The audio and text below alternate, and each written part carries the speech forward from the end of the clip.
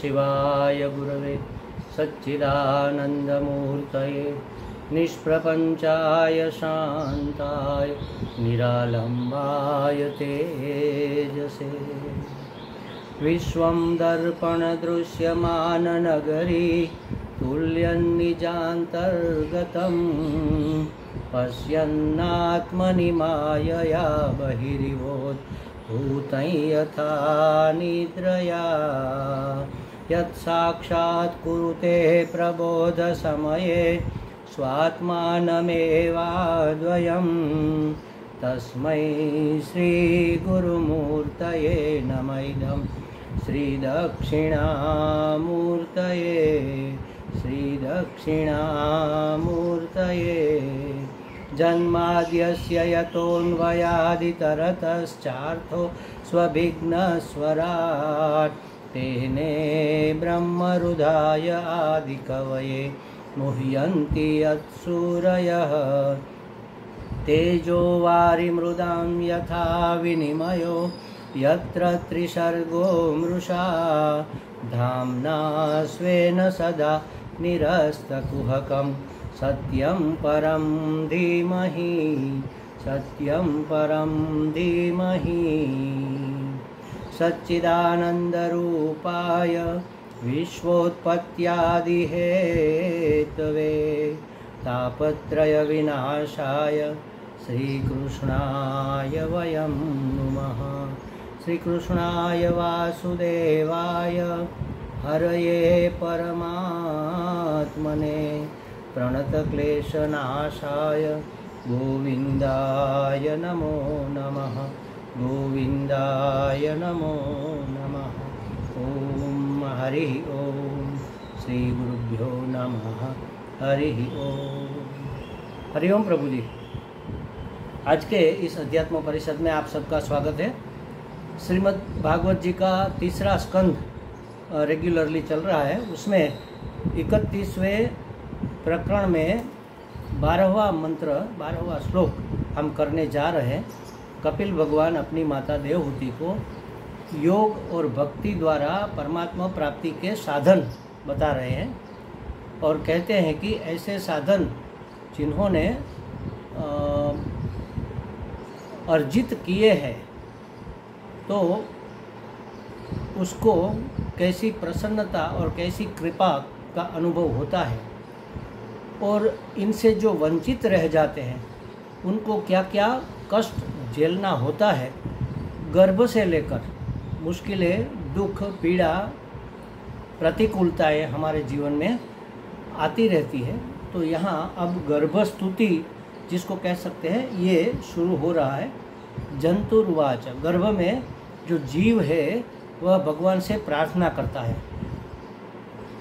तस्यो प्रसन्नमवितुं जगदिच्छयात् नानातनोर्भुविचलचरणारविन्दं सोऽहं व्रजामि शरणं ह्यकुतो भयं मे येनेदृशी गतिरदर्शय सत्तोऽनुरूपा। क्या कहता है वह भगवान को? जंतुर्वाच, जंतु माने जीव। जब तक परमात्मा के मार्ग पर हम प्रस्थान नहीं करते तब तक हर एक जीव जंतु के समान है। भगवान ने मुझ अधम को क्या कहा है कि हे भगवान, आपने मुझ अधम को जो ईदृशी इस प्रकार की गति दी है, मेरे कर्मों के फल स्वरूप दी है, लेकिन फलदाता फल प्रदाता तो परमात्मा है। आपने मुझ अधम को जो इस प्रकार की गति दी है वह मेरे अनुरूपा, मेरे योग्य ही है, क्योंकि हमारे कर्म ही ऐसे हैं। वे अपनी शरण में आए हुए इस नश्वर जीव जगत की रक्षा के लिए ही अनेक प्रकार के रूप धारण करते हैं। परमात्मा इस जीव की और इस जगत की रक्षा करने के लिए कैसा है? ये नश्वर जीव और जगत की रक्षा करने के लिए अनेक प्रकार के अवतार, अनेक प्रकार के रूप धारण करते हैं। अतः मैं भी भूतल पर विचरण करने वाले उन ही श्री हरि के अकुतो भयम, कहीं से भी भय न लगे ऐसी अभय स्थिति देने वाले आपकी चरणारविंदों की शरण लेता हूँ। तो भगवान के शरणागत होता है जीव। लघु भागवत करके एक ग्रंथ है, उसमें भी लिखा है कि वर्तमानश्च यत् पापम यद् गतम यद् भविष्यति तत्सर्वं निर्द्रुहत्याशु गोविंद नाम कीर्तना।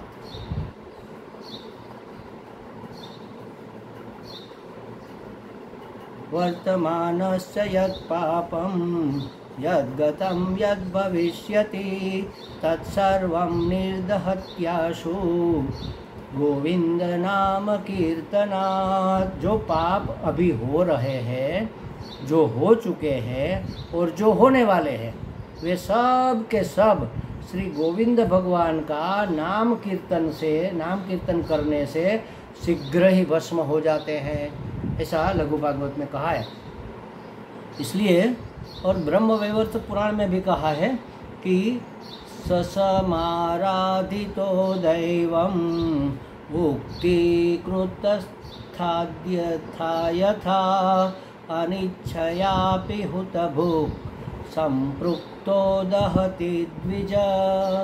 जैसे अग्नि से अनिच्छा पूर्वक भी जुड़ने वाली कोई भी वस्तु जल जाती है, भस्म हो जाती है, वैसे देवों द्वारा अच्छे से अच्छे आराधन किए जाने वाले श्री हरि मुक्त करने वाले हैं, मुक्ति प्रदान करने वाले हैं। दीक्षा मात्रेण कृष्णस्य नरा मोक्षं लभन्ति वै किं पुनर्ये सदा भक्त्या पूजयन्त्यच्युतं नरः पूजयन्त्यच्युतं नराः। श्री कृष्ण की दीक्षा मात्र से ही मनुष्य निश्चिततः माने मोक्ष प्राप्त करता है, मोक्ष प्राप्त कर लेता है। श्री कृष्ण की दीक्षा मात्र से ही मनुष्य निश्चिंतता पूर्वक मोक्ष प्राप्त, निश्चिततः चौक्कस मोक्ष प्राप्त कर लेता है। तब सदा भक्ति पूर्वक अच्युत भगवान को जो पूजने वाला है उसका तो कहना ही क्या, उसको तो मिले ही मिले जो चाहे।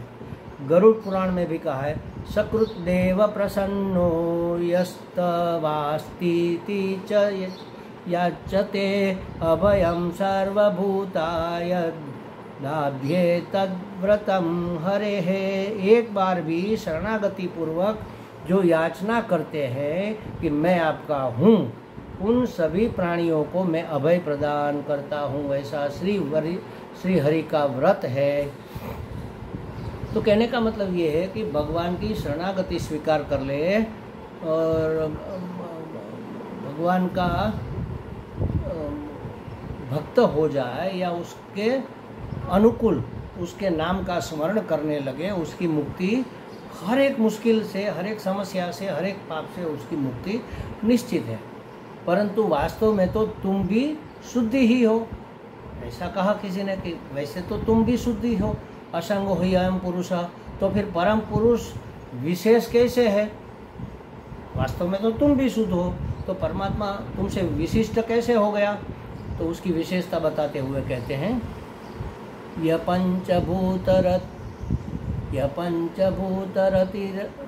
पंचभूतरचिते रहित शरीरे शन्नो यथेन्द्रियगुणार्थचिदात्मकोऽहं तेना वैकुण्ठमहिमानं ऋषिं तमेनं वन्दे परं प्रकृतिपुरुषोः पुमांसम। वस्तुतः मैं शरीर आदि से रहित माने कि असंग होने पर भी देखने में पंच भौतिक शरीर से अयथा मिथ्या ही संबद्ध सम्यक रूप से बद्ध हूँ, और इसलिए इंद्रियां, सत्वादि, त्रिगुण, शब्दादि पंच विषय और चिदाभास माने अहंकार रूप जान पड़ता हूँ। अतः इस शरीर के आवरण से जिनकी महिमा कुंठित नहीं हुई है, उन प्रकृति और पुरुष के नियंता ऋषिम माने सर्वज्ञ, विद्या शक्ति संपन्न परम पुरुष की मैं वंदना करता हूँ। देखो कहा कि वास्तव में तो जीव है, वह भी नित्य शुद्ध बुद्ध मुक्त है, असंग है। यह अंतरात्मा जिसको पुरुष कहते हैं, असंग ही अयम पुरुषा, तो फिर परमात्मा से या ईश्वर से तुमसे ईश्वर विशेष कैसे हो गया, कैसे हुआ, किस प्रकार से वह विशेष है। तो यहाँ कहा कि वस्तुतः मैं शरीर आदि से रहित असंग होने पर भी, मैं माने आत्मा, आत्मा शरीर नहीं है, इस शरीर में मैं बुद्धि हो गई है। इसका निवारण करना होगा कि यह शरीर मैं नहीं हूँ, मैं इनसे अलग हूँ। बचपन का शरीर चला गया, जवानी का शरीर चला गया, आधी जिंदगी चली गई, लेकिन मैं तो पूरा का पूरा हूँ और वही का वही हूँ। इसका मतलब यही है कि मैं शरीर नहीं हो सकता। तो कहता है कि मैं शरीर आदि से रहित होने पर भी देखने में तो पंच भौतिक शरीर ही दिख रहा हूँ और इसमें मिथ्या बंधा हुआ हूँ कि यह शरीर में हूँ, ऐसा मुझे बंधन मान लिया है मैंने। पंच भौतिक शरीर माने 5 महाभूतों का ये शरीर बना हुआ है, हर एक वस्तु 5 महाभूतों की बनी हुई है। तो इससे यथार्थता नहीं, अयथा मिथ्या ही संबद्ध हूँ, गलती से भ्रम से बंधा हुआ जैसे कि हूँ। और इसलिए इंद्रिया, ये हमारी इंद्रियाँ सत्वादि त्रिगुण, सत्व रजस तमस इत्यादि त्रिगुण, शब्दादि 5 विषय, शब्द स्पर्श रूप रस गंध ये 5 विषय, और चिदाभास माने अहंकार, इस रूप में मैं जान पड़ता हूँ कि इंद्रिया मैं हूँ, तीनों गुण सत्व रजस तमस गुण या उसका कार्य मैं हूँ, ये 5 विषय मैं हूँ, या चिदाभास अंततोगत्वा अहंकार, मैं अपने आप को जो मानता हूँ वह अहंकार है। अहंकार रूप चिदाभास रूप में जान पड़ता हूँ, वास्तव में हूँ नहीं लेकिन जान पड़ता हूँ। अतः इसलिए इस शरीर के आवरण से जिनकी महिमा कुंठित हो गई है, ये शरीर आदि संघात के आवरण से, कोश जिसको कहते हैं पंचकोश, ये अन्नमय कोश, अन्न जल का बना हुआ ये स्थूल शरीर, फिर इससे थोड़ा सूक्ष्म है प्राणमय कोश, क्रियाशील व्यक्तित्व, इससे थोड़ा सूक्ष्म, इससे थोड़ा भीतर वाला मनोमय कोश माने लागणीशील व्यक्तित्व, इमोशनल पर्सनालिटी, और इससे भी थोड़ा सूक्ष्म बौद्धिक व्यक्तित्व,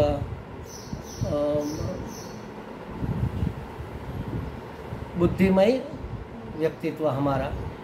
तो इससे भी भीतर है आनंदमय कोश माने भोगमय व्यक्तित्व भी कह सकते हैं, या तो ये आनंदमय कोश। इन 5 कोशों में मैं ढक गया है, मैं माने आत्मा आवृत हो गया है। तो कहा कि इस शरीर के आवरण से, जिनकी शरीर आदि संघात के आवरण से जिसकी महिमा कुंठित हो गई, महत्वपूर्ण है मैं, लेकिन उसी महत्ता हमें दिख नहीं रही है, कुंठित हो गई, अवरुद्ध हो गई है, ढक गई है।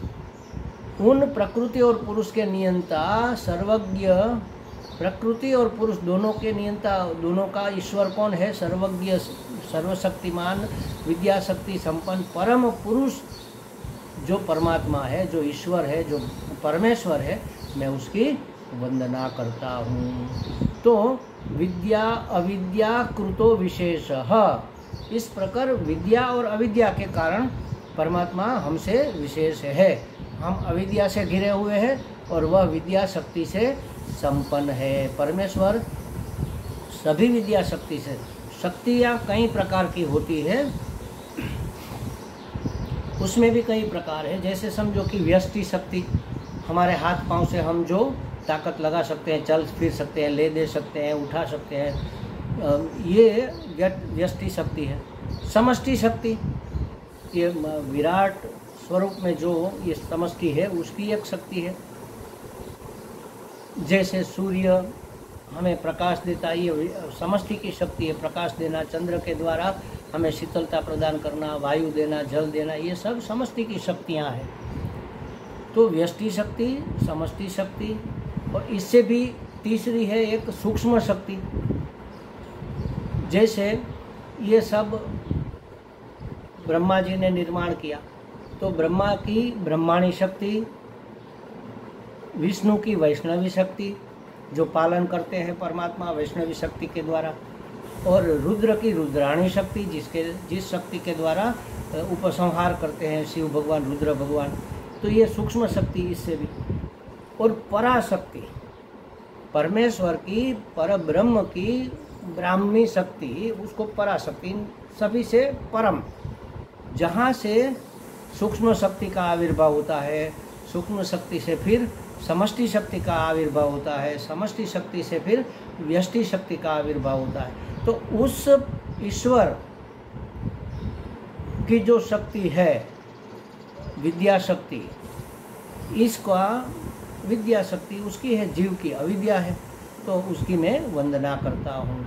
तो विद्या अविद्या कृतो विशेषः, जीव और ईश्वर में विद्या और अविद्या का फर्क है, इसकी विशेषता है।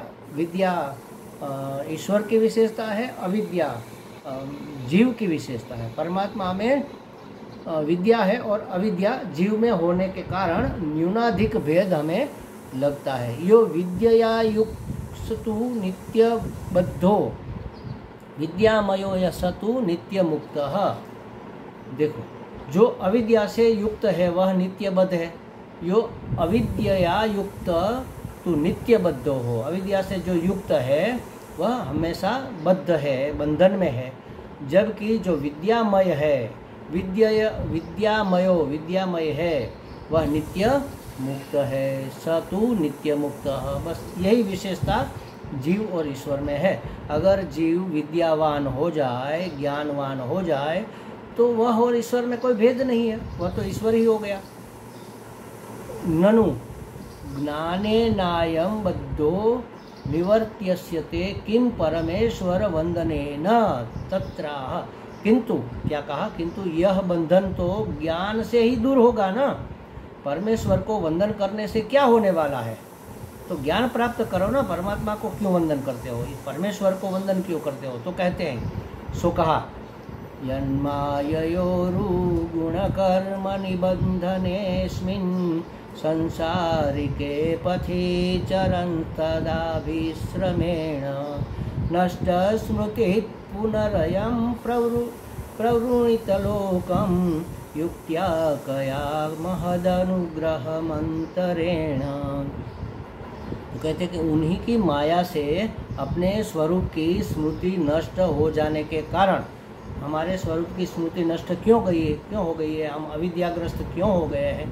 तो परमात्मा की माया, उसको अविद्या माया कहते हैं, उसके कारण हम वो अविद्या माया परमात्मा की है, लेकिन ज्ञानी पुरुष में वह माया विद्या माया के रूप में रहती है और अज्ञानी के रूप में वह अविद्या माया के रूप में रहती है। तो उस माया के कारण हमारी स्मृति नष्ट हो गई है कि हम ब्रह्म है, हम ब्रह्मास्मि, ये स्मृति नष्ट हो गई है। उसके कारण यह जीव अनेक प्रकार के सत्व रजस तमस गुणों से बंध कर, कर्म से बंध कर, कर्म के बंधन से युक्त होकर इस संसार मार्ग में तरह तरह के कष्ट झेलता हुआ भटक रहा है।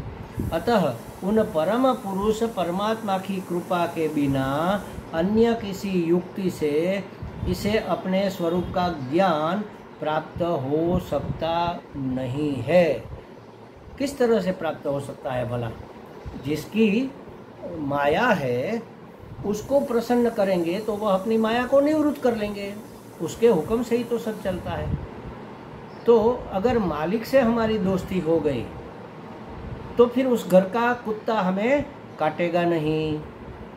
मालिक के साथ दोस्ती हो गई, बार बार हमारा उसके साथ मिलना मिलाना होता रहता है, वो कुत्ता हमें पहचान जाता है तो वह हमें काटेगा नहीं। उसी तरह परमेश्वर से अगर हमारा प्यार हो गया, परम प्रेम हो गया, भक्ति प्राप्त हो गई, तो फिर माया विद्या माया के रूप में हमारी रक्षा करेगी, हमें काटेगी नहीं। मालिक का कुत्ता हमें नहीं काटता, उल्टा कोई हमें तकलीफ देता है तो वो हमारी रक्षा करता है, क्योंकि हम उनके मालिक से जुड़े हुए हैं। तो इस तरह से परमात्मा की शरणागति हमें स्वीकार करनी होती है, उसको वंदन, उसकी भक्ति, उसका सेवन करना इसलिए होता है ताकि हमें उसकी अविद्या माया से मुक्ति मिले। वह अविद्या माया विद्या माया में बदल जाए, वो हमारी रक्षा करे, हमारा भक्षण न करे, हमारा रक्षण करे। माने ईश्वरस्य प्रसादम बिना ज्ञानाभावात् स एव सेव्येत्यर्थः। ज्ञान के अभाव के कारण वह ईश्वर ही सेवा करने योग्य है। हमारे में ज्ञान का अभाव है, ईश्वर में सर्वज्ञता है, इसलिए वह सेवनीय है। हमसे जो श्रेष्ठ होता है उसकी हम वंदना करते हैं, उसकी हम सेवा करते हैं, ताकि उसकी कृपा, उसका अनुग्रह हमें मिले और मिलता रहे, तो वह सेवा योग्य है। और भागवत जी में भी एक जगह कहा है कि वासुदेव भगवती भक्ति योग प्रयोजितः जनयत्याशु वैराग्यम ज्ञानम च पदैक हेतुकम। अर्थात भगवान वासुदेव में भक्ति, अनन्य प्रेम भक्ति माने, संपन्न होते ही निष्काम वैराग्य और ज्ञान हो जाता है। देखो, वस्तुतः कश्चिदेव जीवो भाग्यवान स्तौति स च नित्यरत्यपि ही। वास्तव में कोई भाग्यवान जीव ही गर्भ में स्तुति करता है। हम गर्भ में ही पड़े, बाहर निकलने के बाद भी तो गर्भ के जैसी ही पीड़ा यहाँ पर है। वही गर्मी, वही जलन, वही सिकुड़न, वही तकलीफ संसार में भी तो है। संसार भी तो एक गर्भ ही है। इस गर्भ से मुक्त होकर हमें परम तत्व को प्राप्त करना है। गर्भ में स्तुति करता है और तर भी जाता है। नैरुक्त्य माने शास्त्र के मतानुसार जीव 3 प्रकार के होते हैं। एक पूर्व जन्म मात्र स्मरणंती, कुछ एक को तो पूर्व के जन्मों का मात्र स्मरण ही होता है गर्भ में। और दूसरा एक है जिसको सांख्यादि योग का अभ्यास रहता है, गर्भ में भी उसको अभ्यास याद रहता है। और एके तु परम पुरुषमिति, कुछ एक को ही परमात्मा का भजन सूझता है, रहता है। गर्भ में वह स्तुति करता है। शास्त्र में कई स्तोत्र में भी आता है कि गर्भ में, जैसे शिव अपराध क्षमापन सूत्र में शंकराचार्य जी महाराज कहते हैं कि गर्भ में जब हम थे तब तो हमें कुछ पता ही नहीं था। उस समय तो गर्भ स्तुति करता है कि भगवान हमें यहाँ से निकालो, हम आपका भजन करेंगे। लेकिन ये भजन करने की बात भी सबको सूझती नहीं है। 3 प्रकार की स्मृति गर्भ में होती है। कुछ ऐसे जीव होते हैं जो पुण्य थोड़ा बहुत अर्जन करके आते हैं, उसको पूर्व जन्म की याद रहती है कि कैसे मुश्किल में वह कटा, इस बार तो ये मुश्किल नहीं आएगी, बस याद रहता है मात्र। कुछ ऐसे होते हैं जो उससे एक कदम आगे चलते हैं कि पूर्व में इसकी ऐसी मुश्किल थी तो ऐसे हमने रास्ता निकाला था, ऐसे हम भगवान से जुड़े थे। योग माने जुड़ना, तो इस बार भी हम भगवान से जुड़े रहेंगे। और तीसरे वो है जो गर्भ के कष्ट को जानकर भगवान की भक्ति करता है। हे भगवान, हम आपको हे नाथ, हे मेरे नाथ, मैं आपको न भूलूं। गर्भ से बाहर आने के बाद भी मैं आपसे जुड़ा रहूं, मैं आपकी भक्ति करता रहूं। इस प्रकार गर्भ में 3 प्रकार से हमारी स्मृति होती है। और हमें भगवान की भक्ति गर्भ में भी करनी चाहिए, बाहर भी करनी चाहिए। क्यों करनी चाहिए? अगर हम असंग है तो भी क्यों करनी चाहिए? क्योंकि हम अविद्या माया से घिरे हुए हैं, अविद्या माया से आवृत है, और परमेश्वर विद्या माया से मुक्त है। आगे भी बहुत चर्चा आती है, जिसकी चर्चा हम बाद में करेंगे। ओम पूर्णमदः पूर्णमिदं पूर्णात् पूर्णमुदच्यते पूर्णस्य पूर्णमादाय पूर्णमेवावशिष्यते। ओम शांति शांति शांति। हरि ओम। श्री गुरुभ्यो नमः। हरि ओम।